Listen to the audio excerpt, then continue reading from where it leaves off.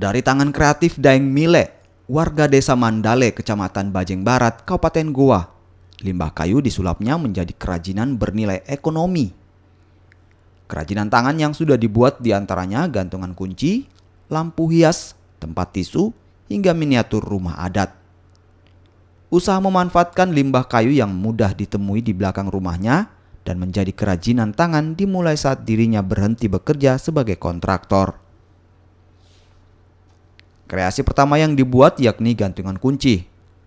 Mendapat respon dari sang kakak, Daeng Mile akhirnya membuat beberapa kerajinan tangan lainnya dan berlanjut hingga sekarang. Hasil karyanya pun kini dijual ke sejumlah kota di tanah air. Salah satu karyanya bahkan membuahkan penghargaan dalam perlombaan kayu pada 2018 lalu. Hasil kreasi buatannya dijual dengan harga bervariasi, mulai dari puluhan ribu hingga jutaan rupiah, tergantung besar kecil dan tingkat kesulitannya. Sudah ada 4 tahunan lebih. 4 tahunan? Iya, lama. Idenya sendiri dari mana? Iya, Otodidak atau otodidak. memang? Otodidak? Ini kejadiannya ini waktu saya kan pernah saya pimpin proyek. Ya. Terus jatuh, di situ saya dapat ada satu tahun saya menganggur. Ada satu tahun saya menganggur.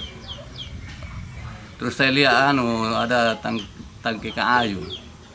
Di situ bisa ambil. Awal mulanya itu. Sambil saya kasih papang, ada kakakku ambil. Itu kita Iya. coba. Di situ awal bikin mulanya ya? itu. Ada yang lihat gitu, ada yang lihat ki. Dia tanya ke kakakku, di mana lagi bikin ini? Beli. Dia bilang mau buatnya ki. Di situ awal mulanya. Situ mulai. Iya. Idenya kebanyakan ada juga dari Temang, ada saya lihat dari TV. Iya. Idenya.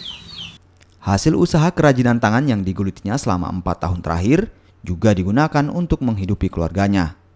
Daeng Mile bersyukur di masa pandemi COVID-19, Rumah Kreatif 93 yang dirintisnya mampu bertahan.